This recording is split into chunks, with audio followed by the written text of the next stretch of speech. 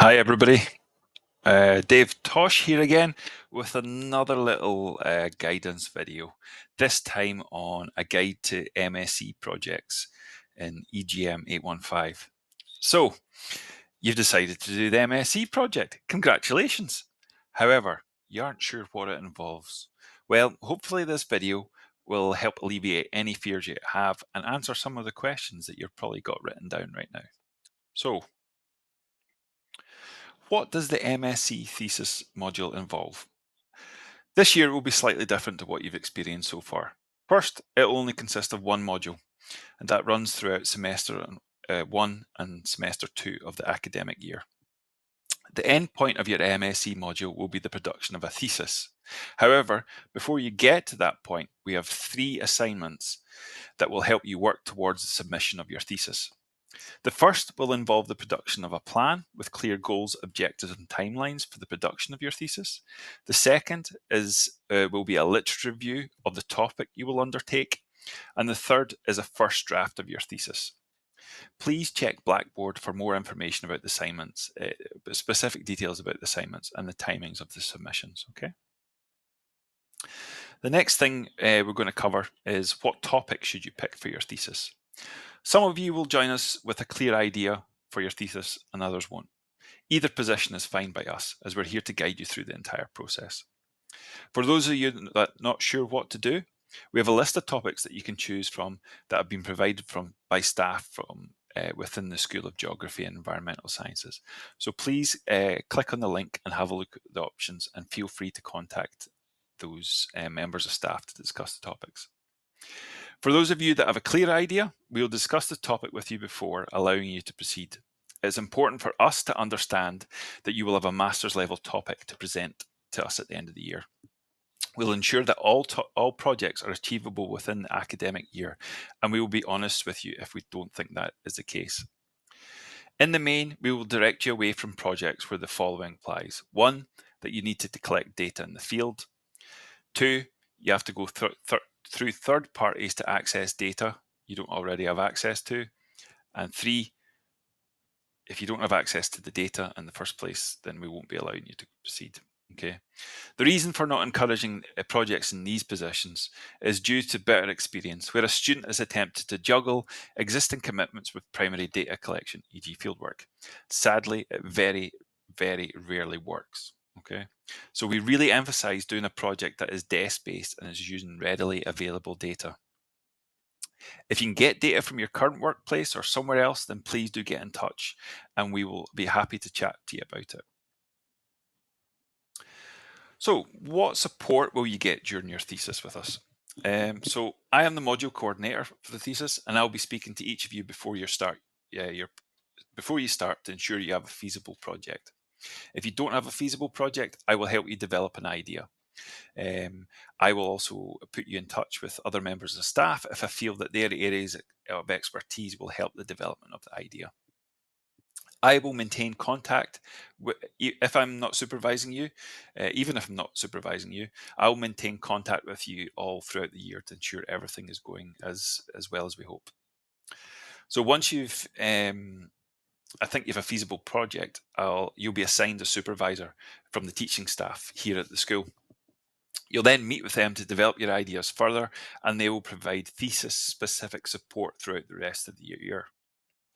In addition to this, you'll receive support from the module tutor, Valeria. Valeria will be in touch during the course of the year to check on your progress, provide encouragement, and provide prompts when deadlines loom. Please do seek Valeria's help during the year, as she has lots of experience in supporting students like you in the same position, and invariably she will be able to help you. Okay. Valeria and I will also have drop-in sessions periodically to allow you to meet with us or each other and provide opportunities to ask questions. Finally, we will also encourage you to support each other during your thesis. We appreciate this is difficult given the nature of the course and your remoteness from one another, but we encourage you to set up a WhatsApp group or other means of communication to stay in touch. The value of the support you can give one another through this process can't be emphasized enough. You all bring unique experiences with you, and you never know how you can help one another. So please do consider getting in touch with one another at the beginning of the project, and we can facilitate that process if you need us to. A question we often get asked is, how will the final marks for the project module be calculated? So I've talked about 4 submissions taking place during um, uh, the academic year. So you've got assignment 1, which is your plan, assignment 2, which is your literature review, 3 is the first draft of the thesis, and 4 is a thesis submission. So the assignment 1 is worth 15% of the overall module mark, as is assignment 2.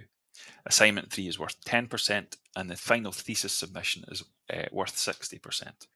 Again, check Blackboard for more details if you have any specific questions about that. We also often get asked how my final marks will be calculated.